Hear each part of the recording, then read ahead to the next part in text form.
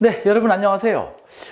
이번 시간부터는요, 입체 도형에 대해서 공부를 하겠습니다. 도형이라는 게 뭐라고 했죠? 자, 도형은 어떤 게 도형이라고 그랬어요? 도형은 점, 선, 면으로 그린 그림을 도형이라고 이야기를 했어요. 도형에서 도자는 그림 도자라고 이야기를 했습니다. 자, 그런데 도형은 어떻게 나누어지죠? 크게 두 가지로 나누어져요. 하나 평면 도형, 또 하나 입체 도형으로 나누어져요. 자, 근데 평면 도형은 또 두 가지로 나누어지죠. 삼각형, 사각형, 오각형과 같은 다각형하고 다각형이 아닌 원이나 부채꼴이나 반원 같은 도형으로 나누어지고요. 자, 오늘부터 배우는 입체 도형도 두 가지로 나누어집니다.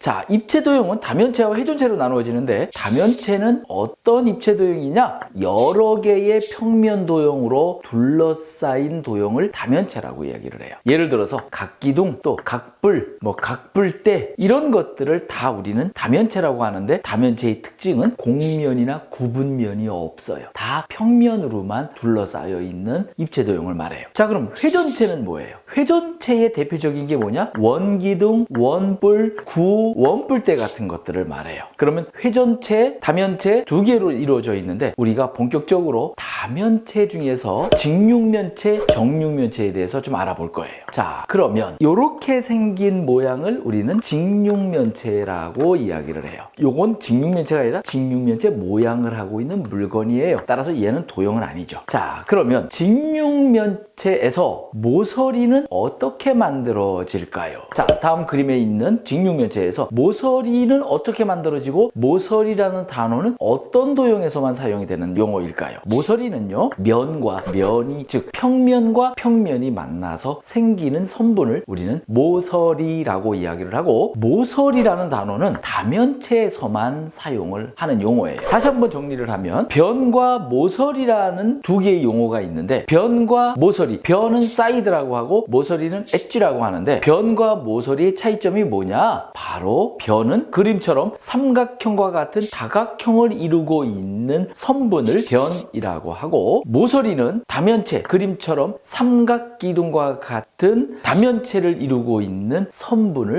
모서리라고 이야기를 해요. 자, 하나 더 나가서 원기둥과 같은 회전체를 이루고 있는 선분은 우린 뭐라고 하냐? 그때는 모선이라고 이야기를 해요. 그래서 같은 선분이라도 어떤 때는 변, 어떤 때는 모서리, 어떤 때는 모선, 이렇게 차이가 있다는 것이 이 수학의 특징이에요. 그래서 사람들이 사실 수학을 어려워하는 이유가요, 같은 선분인데도 어떤 때는 변이랬다, 어떤 때는 모서리랬다, 이런 부분들이 사실 수학을 어렵게 만드는 부분인데, 이 구분을 잘하면 수학이 굉장히 쉬워진다는 거죠. 이 그림처럼 직육면체에서 색칠한 면을 우리는 밑면이라고 이야기를 해요. 자, 그런데 밑면이란 무슨 뜻인가요? 자, 밑면이란 아래에 있는 면을 의미하는 걸까요? 어떤 수학 사전들을 찾아보면요, 밑면을 아래에 있는 면이라고 설명을 하는 수학 사전들이 제법 많아요. 그런데 잘못된 거예요. 이런 각기둥에서, 이런 직육면체에서 이 두 개의 면을 밑면이라고 이야기하는데, 이 밑면의 의미는 도대체 뭐냐? 이 밑면은요, 바로 밑바탕이 되는 면이라는 뜻이에요. 그럼 무엇의 밑바탕이 되는 거예요? 그 각기둥의 이름을 결정짓는 바탕이 되는 면이라는 뜻이에요.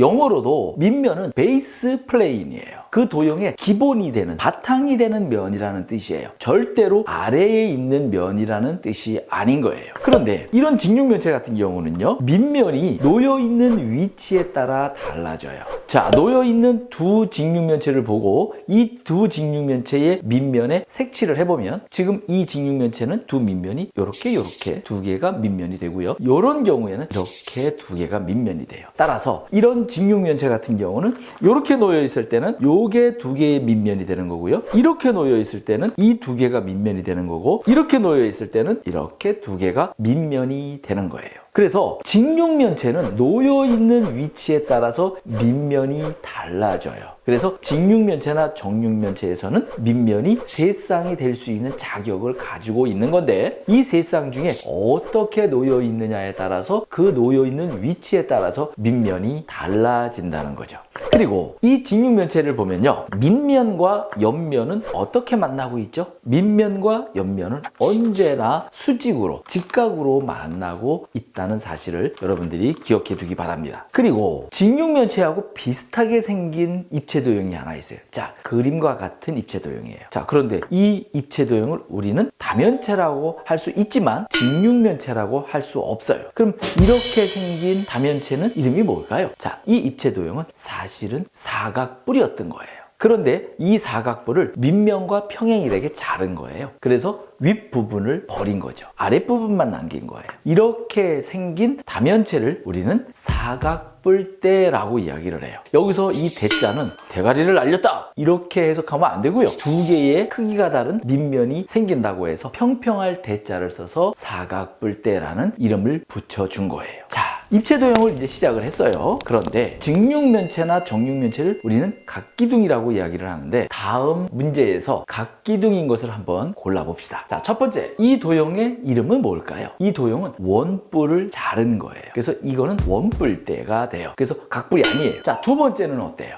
두 번째는 정육면체하고 비슷하게 생겼죠. 네, 사각기둥이에요. 그래서 2번은 각기둥이라고 말할 수 있는 거죠. 자, 세 번째 건 어때요? 세 번째 거는 직육면체죠. 얘도 사각기둥이에요. 그래서 각기둥이라고 할 수 있는 거고요. 자, 네 번째 입체도형은 어때요? 이거 이름이 뭐죠? 삼각뿔이에요. 뾰족하게 생긴 것들은 다 뿔이에요. 그래서 4번은 각기둥이라고 말할 수 없습니다. 각뿔이에요. 자, 다섯 번째 건 어때요? 각기둥이에요. 자, 무슨 각기둥이죠? 삼각기둥이에요. 근데 삼각기둥이 똑바로 안 서고 옆으로 누워있죠? 상관없어요. 이렇게 생긴 것도 우리는 삼각기둥이라고 말할 수 있어서 얘도 각기둥입니다. 자, 6번은 어때요? 얘 6번은 원기둥이에요. 원기둥이 이것도 옆으로 누워있죠? 괜찮아요. 옆으로 누워있어도 얘는 원기둥이라고 이름 붙여주는 겁니다. 자, 7번은 어떻습니까? 7번은 오각기둥이에요. 얘도 옆으로 누워있네요. 자, 하지만 얘도 오각기둥이기 때문에 각기둥이라고 말할 수 있는 거고요. 8번은 이름이 뭘까요? 8번은 뾰족하죠? 뿔이에요. 근데 무슨 뿔이에요? 밑면이 원 모양으로 생겼죠. 그래서 원뿔이라고 이야기를 하는 거예요. 그래서 8번은 각기둥이 아닙니다. 자,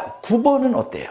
9번 원기둥이에요. 따라서 9번도 각기둥이 아닙니다. 자, 10번, 7번하고 비슷하게 생겼죠? 오각기둥이 똑바로 서 있는 거예요. 따라서 이 10번은 각기둥이라고 말할 수 있는 겁니다. 자, 이번 시간에요, 여러분들하고요, 입체도형 중에서 다면체 중에서도 각기둥 중에서도 직육면체, 정육면체에 대해서 간단히 살펴보았습니다. 그런데 여기서 오늘 공부한 것 중에서 제일 중요한 게 바로 뭐예요? 바로 밑면이라는 거예요. 자, 밑면은 아래에 있는 면이라는 뜻이 아니고 뭐라고요? 그 각기둥의 이름을 결정짓는 바탕이 되는 면이라는 의미예요. 밑바탕이 되는 면이라는 뜻이지 아래에 있는 면이라고 해석하면 절대로 안 된다는 거 기억해 주기 바랍니다. 감사합니다.